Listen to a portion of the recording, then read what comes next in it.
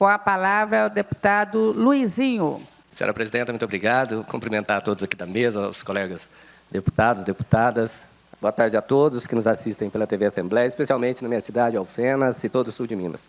A nossa língua portuguesa não tem muitas opções para expressar a satisfação, né? Alegria, orgulho e honra são palavras ambíguas que podem significar sentimentos, inclusive negativos. Em português não tem uma boa palavra. Eu gosto muito da palavra entusiasmo, que é mais apropriado, derivado do grego, intel, cheio de Deus, estado de grande arrebatamento e alegria. Entusiasmado, é assim que me sinto ao ocupar o mais nobre espaço desse parlamento para agradecer a recepção generosa e amistosa que nós, novatos, recebemos nessa casa. Eu faço em nome do nosso presidente, deputado Tadeu Leite, que, aliás, tem vínculos familiares com a minha cidade, Alfenas. Depois, faço uso desse direito sagrado de falar para somar minha voz, a voz rouca daqueles que lutam em muitas trincheiras contra o trabalho escravo no Brasil. Nesse sentido, apresentarei um projeto de lei, uma contribuição às normas legais, que ajudará no combate ao trabalho escravo e será debatido nessa casa. Para nos situar quanto ao problema do presente, faz necessário uma digressão histórica. A chaga da escravidão no Brasil iniciou-se com a escravização dos indígenas. A ideia, que tradicionalmente se passa nas escolas até hoje, infelizmente, de que nativos não eram escravizados por serem preguiçosos, não é fato, não condiz com a verdade histórica. Os indígenas não eram escravizados, pois conheciam o território, comunicavam-se no interior de seus grupos étnicos, poderiam fugir, porque eles tinham como sobreviver em seu ambiente. Quer estranho ao ambiente era o escravizador, e não o escravizado. Por outro lado, trazer os negros da África para o Brasil, estes eram retirados do seu ambiente de vida, da sua sobrevivência, do seu grupo, da sua língua, tornando-se fragilizados. Por esse motivo, era mais fácil escravizar o negro, porque ele está fora do seu território. Terceiro motivo da escravização no Brasil, trazendo os negros com o tráfico de pessoas, era porque transformava-se essa vinda dos negros em um grande negócio, uma engrenagem importante da economia mercantilista de Portugal. O tráfico, o comércio indecoroso de pessoas, gerava divisas para a metrópole portuguesa. Assim, é ainda hoje com a chamada escravização contemporânea. Os trabalhadores do norte do estado, por exemplo, nossa Minas Gerais, que são aliciados para virem para as lavouras de café no sul de Minas, ou da Bahia, às vezes vão para o Rio Grande do Sul, saem da sua realidade, saem do seu convívio, saem do seu grupo de amizade e vão para uma terra estranha. Ali, eles não conhecem as pessoas, não têm crédito comercial, não podem comprar, não podem ir à loja, não podem ir ao supermercado. E assim, como os escravizados africanos no Brasil colonial e imperial tornam-se fragilizados, são mais fáceis de serem escravizados.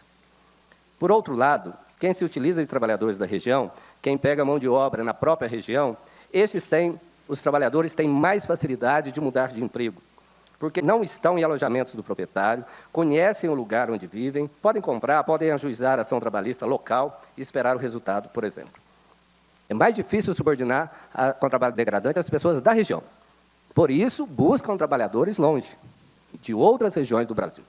O sul de Minas é campeão de aliciamento de mão de obra. Eu, pessoalmente, na condição de membro da Comissão dos Direitos Humanos, junto com os sindicatos, nós já acompanhamos mais de 4.000 trabalhadores na nossa região em condições de trabalho escravo.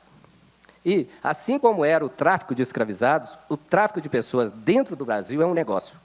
Um negócio levado a cabo pela figura do chamado gato, aquele que agencia, promete mundos e fundos para trabalhadores, por exemplo, no norte de Minas, para irem para o sul de Minas, chega em nossa região, não tem nem o fundo.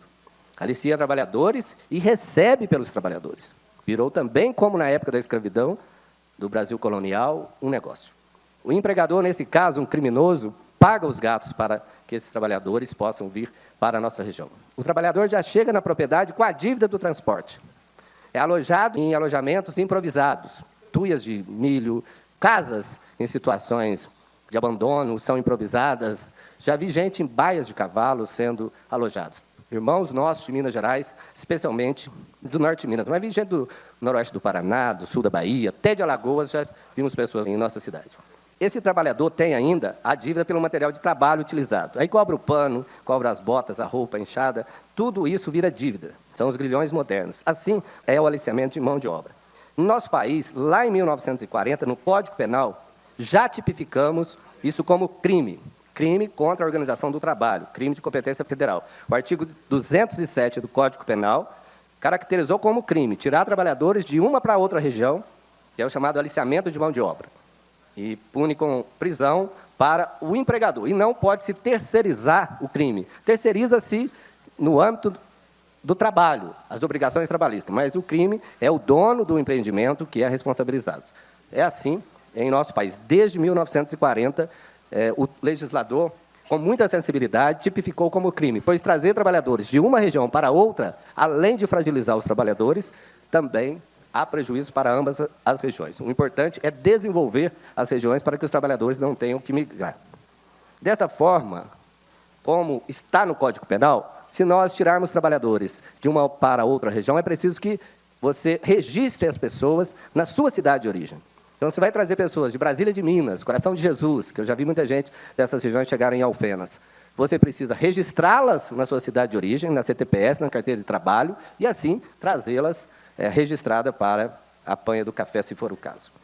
Diante desse quadro de trabalho escravo que nos envergonha, o que nós vamos propor é uma norma auxiliar, equiparando os alojamentos que fazem escondido dentro de muitos empreendimentos rurais a alojamentos urbanos, como hotéis, pensões, para que se possa ter os alvarás sanitários para que esses alojamentos possam receber trabalhadores. E aí, se o Estado de Minas Gerais trouxer essa equiparação, a vigilância local terá que exigir desses alojamentos alvarás sanitários, alvará de corpo de bombeiro, para que eles possam existir.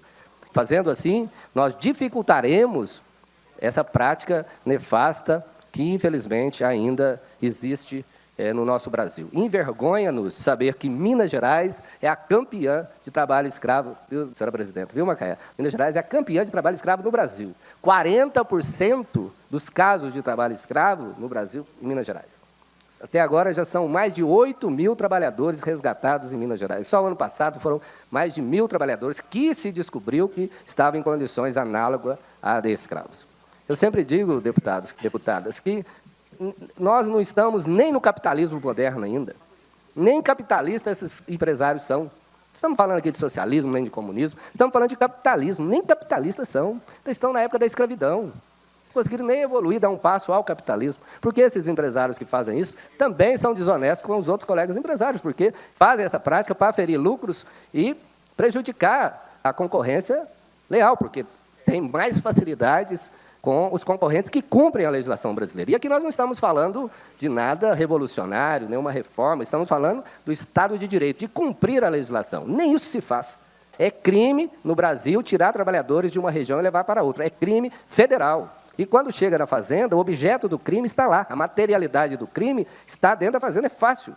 É fácil a gente descobrir, e esse crime é fácil de ser revelado. Infelizmente, os fiscais do Ministério do Trabalho são poucos, os auditores são poucos, e por isso nós estamos tentando buscar uma força auxiliar para que os municípios e o Estado de Minas Gerais possa ajudar a legislação federal a combater essa prática, que, como eu disse, envergonha a todos nós.